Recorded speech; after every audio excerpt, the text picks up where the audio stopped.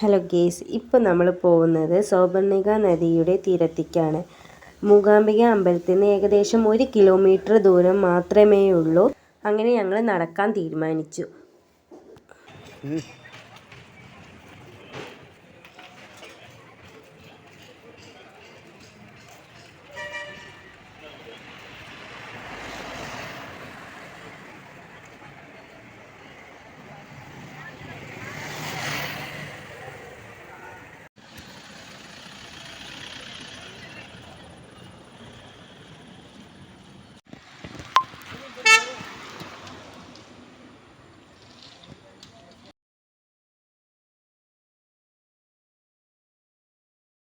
കാണാൻ നല്ല ഭംഗിയുള്ള സ്ഥലങ്ങളാട്ടോ. കുറേ കുരങ്ങന്മാരൊക്കെ കണ്ടിട്ടോ. പിന്നെ അങ്ങനെ കുറേ നടക്കണം, അതാണ് പ്രശ്നം. നടന്ന് 1 കിലോമീറ്റർ ആവണമെന്നില്ല നടന്നിട്ട്. അവിടെ ഒരു ഹൈസ്കൂളൊക്കെ ഉണ്ട്. അങ്ങനെ നടന്ന് ഞങ്ങൾ എത്താനായി.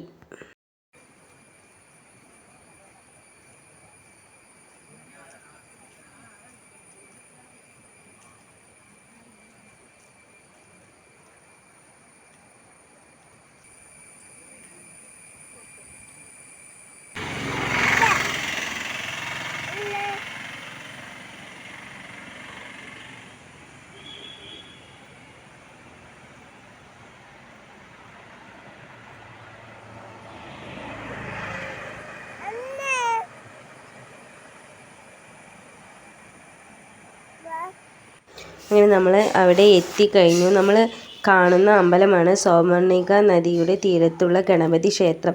ആ ഗണപതി ക്ഷേത്രത്തിന് ഒരു പ്രത്യേകത ഉണ്ട്. വലതുവശത്തേക്ക് തുമ്പിക്കൈ നീട്ടിയിരിക്കുകയാണ് ഇവിടുത്തെ പ്രതിഷ്ഠ. സൗപർണിക നദിക്ക് കുറേ പേരുകളുണ്ട്. പുണ്യനദി, ഔഷധ നദി, അങ്ങനെ കുറേ പേരുകളുണ്ട് സൗപർണിക നദി. അവിടെ മുങ്ങിക്കുളിച്ചാൽ നമ്മുടെ അസുഖങ്ങളൊക്കെ മാറുമെന്നാണ് ആ നദിയുടെ പ്രത്യേകത. സൗപർണിക നദി ആയിത്തീർന്നത് കുടജാദ്രിയിൽ നിന്ന് ആരംഭിക്കുന്ന അഗ്നിതീർത്ഥം എന്ന അരുവി ക്ഷേത്രത്തിൻ്റെ വടക്കുവശത്തായി 63 മറ്റു നദിയുമായി സംഗമിച്ച് അത് സൗപർണികയായിത്തീരുന്നു. സൗപർണികയിൽ കുളിച്ചാൽ കണ്ണ് തുറന്ന് മുങ്ങിക്കുളിക്കണം എന്നാണ് പറയുന്നത്. കാരണം പല അസുഖങ്ങളും, കണ്ണിനുള്ള ചെങ്ങണ്ണ്, തിമിരം എന്നിവയൊക്കെ മാറുമെന്നാണ് സങ്കല്പം. അങ്ങനെ ഞങ്ങൾ അവിടെ നിന്ന് പോന്നു. ഓട്ടോറിക്ഷയിലാണ് ഇങ്ങോട്ട് പോകുന്നത്. കാരണം എല്ലാവർക്കും വയ്യാതെയായി നടന്നിട്ട്. അതുകൊണ്ട് ഞങ്ങൾ പോന്നു. പിന്നെ ഞങ്ങൾ നല്ല ചായ കുടിക്കാമെന്ന് തീരുമാനിച്ചു. അങ്ങനെ ഞങ്ങൾ ഹോട്ടലിൽ കയറി.